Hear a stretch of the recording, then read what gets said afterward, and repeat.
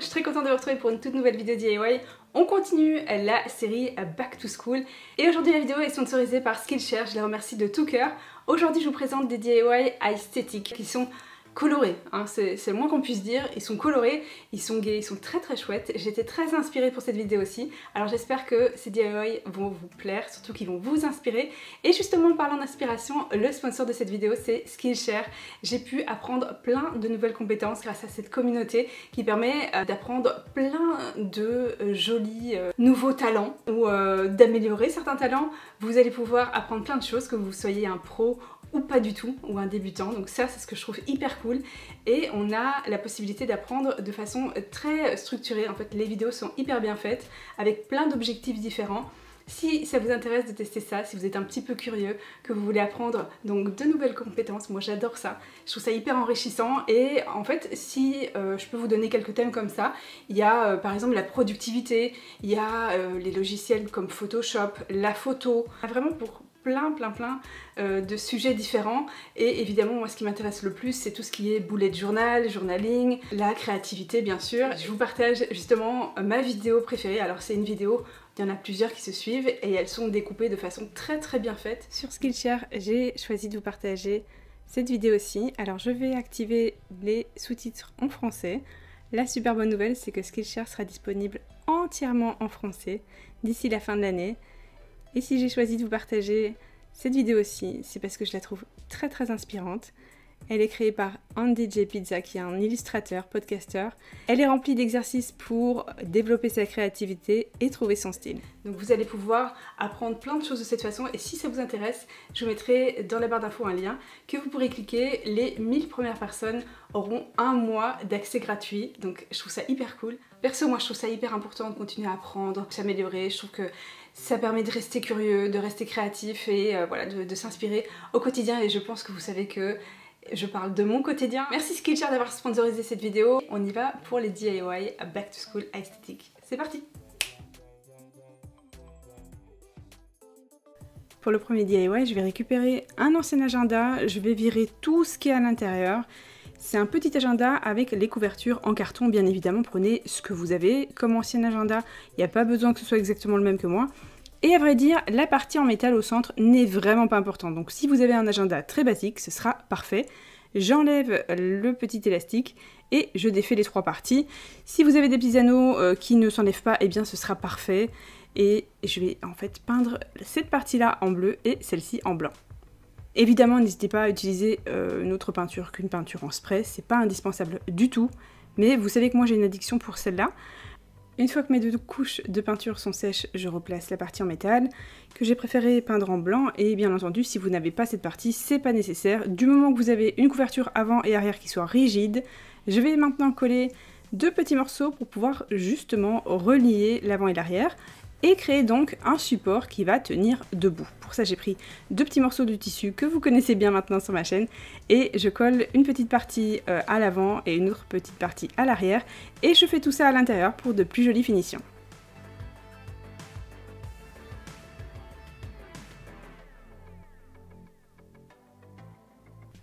Et voilà, notre support est prêt, il est très joli. Évidemment si vous n'avez pas de tissu vous pouvez prendre un petit morceau de carton, ça fera l'affaire. Là je vais prendre du papier jaune assez pastel, assez clair, et je vais dessiner un petit rond. Alors là franchement la taille ça va dépendre du support que vous avez créé juste avant. Je peux pas le faire trop grand parce que mon support est assez petit, c'est un agenda qui était quand même assez petit. Si vous en avez un plus grand bien sûr, n'hésitez pas à faire cette forme-ci un peu plus grande.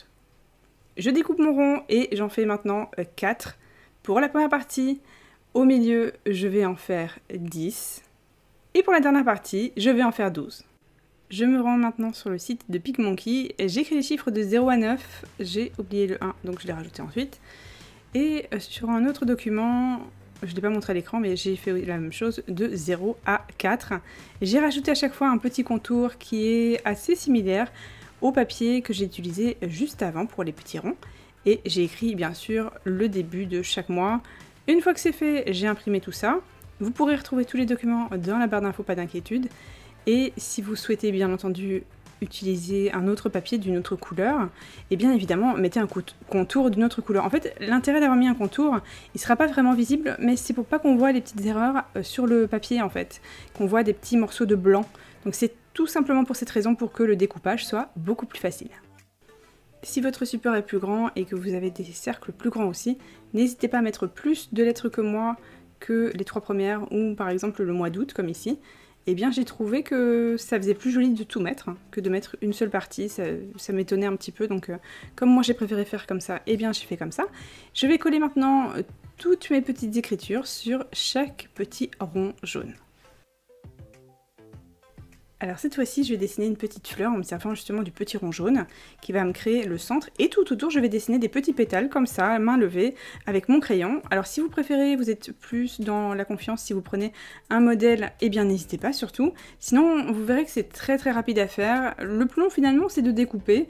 Donc je découpe tout ça et je vais aussi vérifier dans un premier temps ce que ça donne en termes de rendu. Donc je prends un chiffre qui va me servir de date, je prends mon support surtout, et je vais vérifier si ma forme, et donc ma fleur, n'est pas trop grande, puisque je vais la reproduire 2 autres fois, il y aura donc 3 fleurs en tout sur mon support. Je vois que ça rend bien, et ça me plaît bien, donc je vais reproduire cette forme. Avant tout, je vais gommer les traces de crayon, et bien entendu, on va créer d'autres fleurs en se servant du premier modèle. Vous pouvez aussi former d'autres formes de fleurs, c'est-à-dire d'autres fleurs tout simplement. Des roses, des tulipes, voilà, tout ce qui vous fera plaisir. Je vais recréer ça, bien entendu mes fleurs seront pas totalement identiques et c'est vraiment pas nécessaire, et je fais exactement la même chose.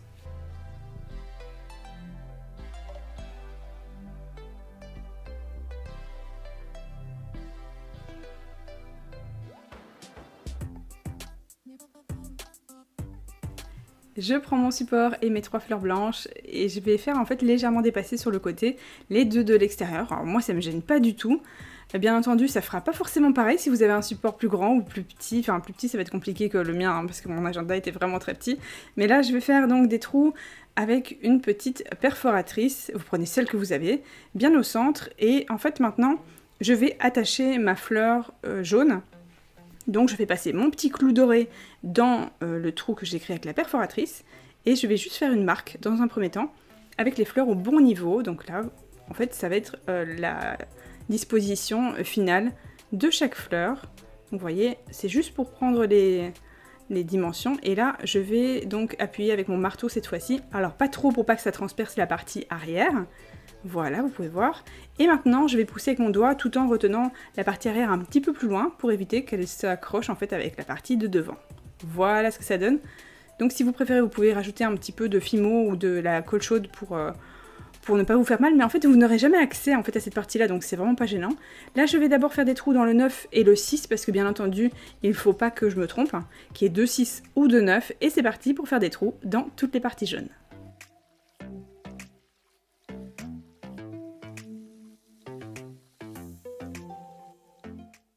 Alors pour plus de facilité, j'ai en fait gardé 2 autres cartes derrière chaque date pour pouvoir très facilement changer pour le lendemain et tout le reste je les ai rangés dans un petit pot juste à côté.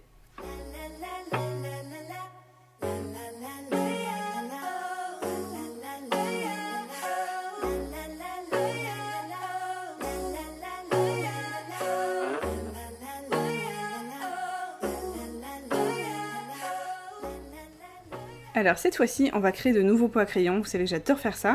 Je prends toujours les mêmes fameux pots d'olive, bien entendu, j'en ai une réserve vraiment impressionnante. Et je vais donc les peindre en blanc, vous prenez la couleur de votre choix bien entendu. Et là, attention, ne faites surtout pas mon erreur, ne prenez pas ce scotch-là. En tout cas, je ne sais pas trop d'où vient l'erreur. Est-ce que mon scotch était trop collant? Est-ce que c'est parce que je les ai peints en les tenant dans ma main et qu'il faisait vraiment très chaud? Je n'ai pas la réponse, mais ne prenez pas ça. En tout cas, si vous allez le peindre dans les mains, ne prenez pas ça, parce que vous allez voir les dégâts que ça va faire. Je vais prendre maintenant de la peinture pastel. Je vais légèrement la modifier. Alors, quand je vous dis légèrement, c'est un euphémisme, parce que, vous voyez, en fait, ça c'est vraiment trop clair. Il n'y a pas à dire, je trouve qu'on voit quasiment pas la différence avec le blanc. Donc, dans un premier temps, j'ai repassé, et vous voyez, en fait, je peins avec une petite éponge, parce que ça permet en fait d'aller très vite, d'être très opaque. Et voilà, c'est très pratique. Donc, j'ai dans un premier temps fait une première couche, vous avez vu, avec du jaune assez pétant quand même. Pour le deuxième pot, j'ai mélangé finalement le rose pastel avec du rose beaucoup plus visible, mais vous allez voir, on ne va pas du tout garder cette couleur-là, mais dans un premier temps, on va l'utiliser. Pour le troisième, je vais faire pareil avec du violet. Alors bien entendu, on aurait pu rajouter un autre pot bleu, un autre vert, voilà. Faites vraiment le nombre qui vous fera plaisir. Vous pouvez aussi les faire tous de la même couleur si vous voulez. Donc là, j'ai fait donc la deuxième couche. Alors, je n'ai absolument pas attendu que la première couche sèche, puisque mon idée, c'était de mélanger la première couche avec la deuxième. Donc j'ai repassé avec cette fois-ci du jaune très pastel, donc celui du début. Et pour le deuxième, c'est pareil, j'ai rajouté un petit peu de blanc par contre dans le rose. C'était encore trop foncé. Et pareil, pour le violet, j'ai rajouté un petit peu de blanc. Et là, cette fois-ci, je vais laisser les sécher en fait un petit peu plus longtemps. Et pendant ce temps-là, j'ai retiré, regardez-moi cette cata. C'est un massacre, j'étais dégoûtée. Alors faites pas comme moi, hein. Franchement, j'ai fait l'erreur pour vous, je vous en prie, de rien. Donc là, en fait, le pire, c'est le violet. Donc, je voulais réparer mon erreur, donc j'ai repris du blanc avec une petite éponge, et c'est parti pour plusieurs couches. J'en ai eu bien 3-4, hein, je vous avoue, comme certains pots n'avaient plus du tout de peinture par endroit. Surtout le violet, et bien j'ai aussi fait quelques finitions avec un pinceau plat, ça me permet d'avoir beaucoup plus de précision. Voilà, une fois mon énorme erreur réparée, c'est parti pour faire des petits points. Alors j'ai pris le dos d'un pinceau, j'ai pris aussi une pique à brochette et la gomme d'un crayon afin de pouvoir alterner en fait les épaisseurs de rond, et j'essaie de faire vraiment pas quelque chose de précis mais assez harmonieux pour avoir quelque chose qui se ressemble sur les trois pots.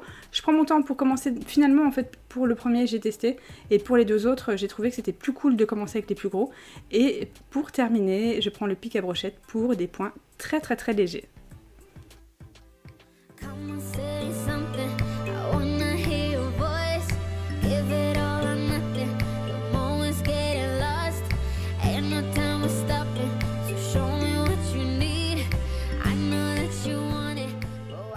C'est parti maintenant pour le DIY facile. Vous retrouverez les documents comme pour le DIY numéro 1 dans la barre d'infos, vous n'aurez plus qu'à les télécharger et à les imprimer.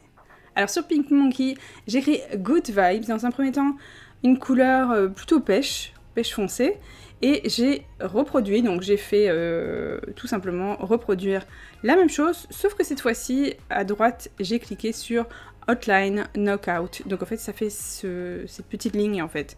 Donc cette fois-ci j'ai foncé cette partie-là, et j'ai aussi agrandi en fait l'espace entre les lettres, parce que sinon elles se touchent et c'est vraiment pas joli. Donc je vais agrandir jusqu'à ce que ça me plaise et replacer le contour. Cette fois-ci je vais changer le background et je l'ai mis de cette couleur qui est magnifique, que j'aime beaucoup. Cette fois-ci je vais rajouter des étoiles. Alors j'ai pris celles qui sont dans Graphics, et j'ai d'abord rajouté cette étoile que j'ai transformée en blanc. Je vais aussi lui rajouter une ombre que je transforme en blanc aussi pour avoir un petit aspect glowy que j'aime bien. Et cette fois-ci, je vais reproduire, c'est tout simple, je fais exactement la même chose, sauf que je vais changer la couleur et je reproduis plein de fois en changeant la taille mais aussi la couleur pour avoir quelque chose de joli et créer un motif pour le fond.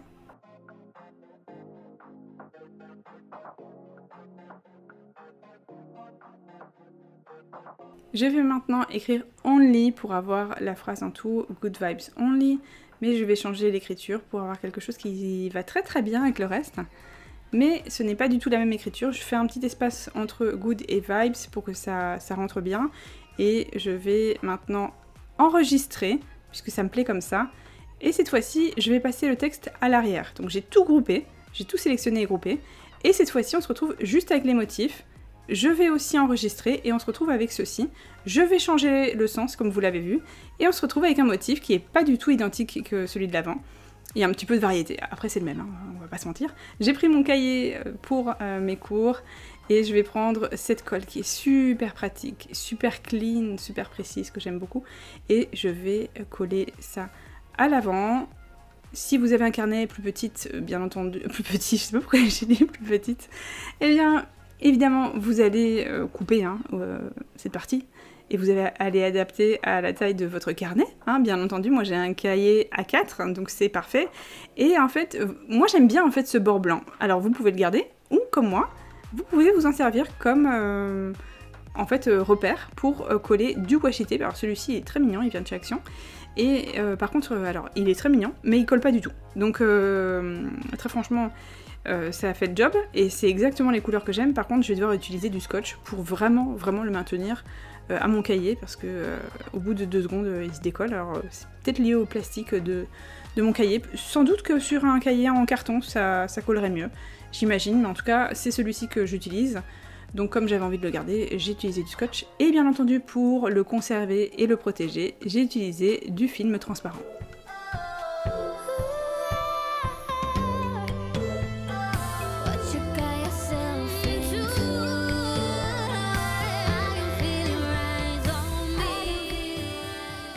Merci de tout cœur d'avoir regardé cette vidéo. En tout cas, si vous avez des thèmes de DIY que vous voulez me partager, vous faites comme d'habitude, vous me les donnez dans les commentaires. Si cette vidéo vous a plu, eh bien n'hésitez pas à le faire savoir en mettant un petit like, ça fait toujours hyper plaisir. Et je vous mets le lien pour les 1000 premières personnes qui gagneront donc un mois gratuitement d'accès sur Skillshare. Je vous mets tout ça en barre d'infos.